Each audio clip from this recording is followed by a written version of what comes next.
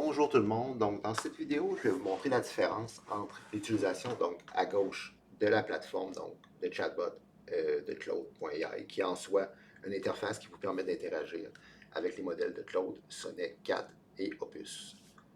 Donc, c'est un peu comme ChatGPT. Vous pouvez donc chatter avec le modèle, il vous répond. Vous pouvez donc lui répondre à nouveau et ainsi de suite. Donc, vous enchaînez et vous allez donc avoir une conversation à la fin. Je vais vous montrer donc pourquoi, qu'en utilisant ça, vous êtes quand même relativement limité par rapport à l'utilisation pleine capacité donc des modèles de Claude Sonnet qui sont extrêmement puissants. Donc, c'est-à-dire que vous pouvez vraiment pousser les modèles au-delà donc de ce qui est possible de faire avec cette interface-là à gauche. La raison est simple. Les paramètres de départ, donc les paramètres qui sont spécifiés pour le modèle de langage qui est derrière, donc c'est-à-dire le LLM, donc le Large Language Model qui est derrière, c'est des paramètres de base. Donc, c'est-à-dire que c'est des paramètres qui sont souhaitables pour une utilisation moyenne. C'est-à-dire la quantité de tokens output par génération est limitée et n'est pas mis donc à la pleine capacité du modèle. On va voir donc qu'ici à droite, on peut donc contourner ça en utilisant donc tous les paramétrages nécessaires et même donc faire comme si on était dans un chatbot. La seule différence, c'est qu'il y a quelques petits ajustements à faire donc pour updater donc l'historique de la conversation et tout. Mais c'est relativement la même chose, c'est juste que vous avez plus de capacité. Donc si ici par exemple on met Allo dans le chatbot, le modèle va nous répondre. Bon, parfait. Fais-moi un code Python pour faire un jeu de Snake. Bon, demande très simple. Il va nous générer le code. Donc, là, on voit vraiment une interface classique, donc avec une réponse, une question, etc. Maintenant, comment refaire ce qu'on vient de faire là ici dans ce qu'on appelle le playground, donc à droite? L'outil qui vous permet donc d'exploiter la pleine capacité du modèle. Et vous allez voir pourquoi. Ici, vous arrivez, donc vous allez dans la console d'Anthropic, donc vous allez sur Google, Anthropic Console, vous créez un compte, vous ajoutez donc des crédits pour l'API. Donc, une des grosses différences, c'est que ça, c'est payable donc à l'utilisation, donc au token généré. Ici, c'est payable par un abonnement, donc à tous les mois. Vous êtes limité, c'est-à-dire qu'éventuellement, si vous l'utilisez trop à gauche, ben vous êtes bloqué par Claude. Vous ne pouvez plus l'utiliser pendant un certain temps, alors qu'ici, dans la mesure que vous payez les tokens output, vous pouvez continuer à vitam aeternam.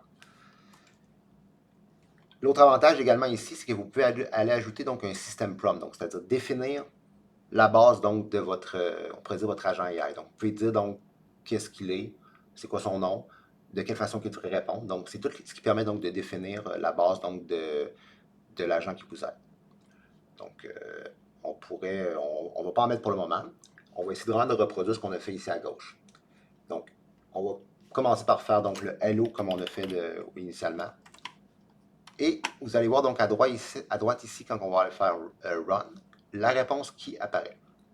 Comme dans l'interface ici. La seule différence, c'est que c'est vraiment dans un format de type Playground. Donc, c'est toujours important donc de rentrer donc le premier message que vous envoyez dans User ici. Ensuite, vous faites Run et la réponse apparaît ici de façon magique. Ce qui est chouette avec ça ici, c'est que si la réponse ne vous convient pas, vous pouvez updater votre message ici et faire Run à nouveau. Donc, on pourrait dire Allô, ça va. Et là, on va voir qu'est-ce que ça va faire. Ça va changer la réponse. Ah, c'est légèrement différent. Et là, si on est satisfait, on peut faire Add to Conversation. Et là, ça vient donc ajouter ça donc à l'historique. C'est ça un modèle de langage en soi, c'est qu'on ajoute le flux de messages pour que le modèle garde le contexte. C'est ce qui se fait dans le chatbot ici. C'est juste qu'on ne voit pas nécessairement la mécanique qui est derrière. Et là, on pourrait aller redemander donc la question. Fais un code Python pour un jeu de Snake. Et Run. Et là, vous voyez donc, c'est sensiblement la même affaire qu'il va générer. La grosse différence, et surtout l'avantage donc du Playground, ça repose entre autres donc sur ici les paramètres que vous pouvez spécifier. Vous pouvez donc choisir une variété de modèles que vous n'avez pas nécessairement dans l'interface donc de chatbot de Claude. Ensuite, vous pouvez spécifier la température entre 0 et 1. Donc 0 étant, vous laissez très peu d'aléas au modèle pour avoir par exemple de l'originalité et tout. Et 1 étant, le modèle peut donc énormément vous surprendre. Mais ce qui est surtout très intéressant, c'est max token. Le 64 000 qui est ici, c'est la quantité de tokens que le modèle peut générer en une génération. Donc, c'est-à-dire que si vous lui demandez de quoi de extrêmement complexe et long, il va être capable d'aller au bout de la demande. Alors que dans l'application ici, donc à gauche, il ne serait pas capable de le faire. C'est là tout l'intérêt. Vous pouvez également spécifier le thinking et le budget que vous allouez donc au thinking. Ce n'est pas nécessairement nécessaire d'utiliser le thinking. Ici, c'est très suffisant. Donc, vous allez largement donc pouvoir bien exploiter donc les modèles donc, de Claude avec ça. Si par exemple, donc, on ajoute ça donc à l'historique et on lui redemande fait de quoi de plus complexe avec une interface React avec backend Python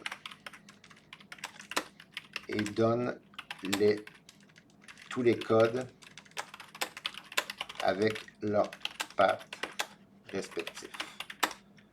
Bon. Et on fait run. Et là, j'ai mis vraiment le max token à 64 000. Là, vous voyez donc qu'il rentre donc dans un système, donc une structure de projet qui est très complexe avec plusieurs codes. Donc, le code Python qui vous permet donc d'avoir donc, tout le back-end. Et ici, donc, le front-end, donc, il va être avec en React. Donc. Là, vous voyez donc ici, c'est très très long donc, comme génération.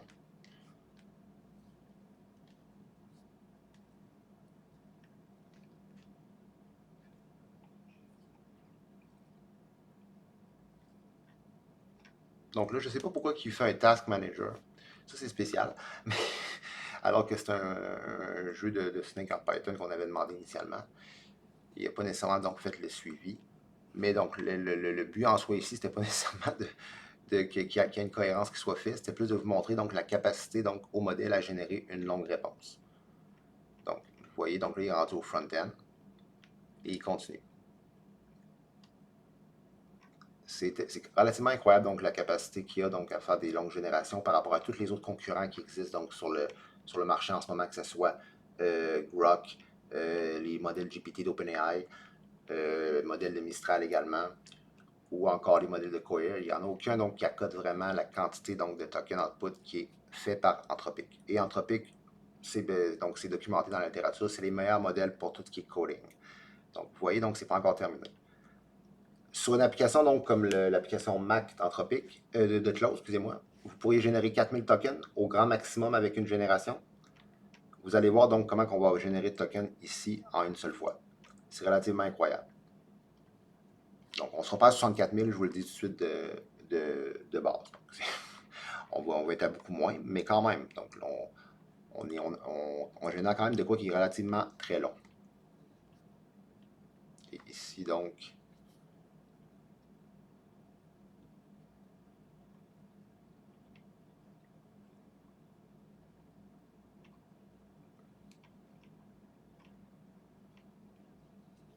donc en soi, ici, donc ça devrait, donc task je crois que c'était un des derniers codes qu'il avait à générer. Donc ça devrait être bientôt fini.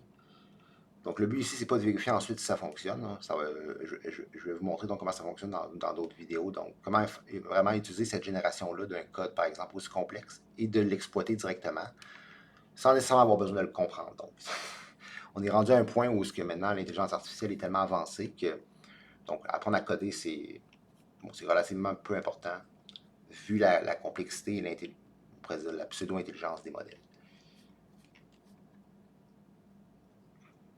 Donc, ça ne sera pas long.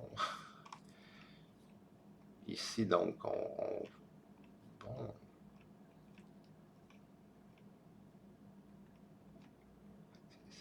Donc, ici, vous voyez, donc 14 000 tokens d'output. Donc. Et là, on n'a pas vraiment précisé de façon très exhaustive qu'est-ce qu'on voulait. On aurait pu faire une description beaucoup plus importante, donc c'est-à-dire dire qu'est-ce qu'on veut exactement comme application, comment on veut, mettons, que les API soient structurés. Et là, on aurait eu de quoi de vraiment très, très, très long. Donc. Donc, c'était un peu donc, l'exercice que je voulais faire avec vous ici. Donc, j'espère que ça vous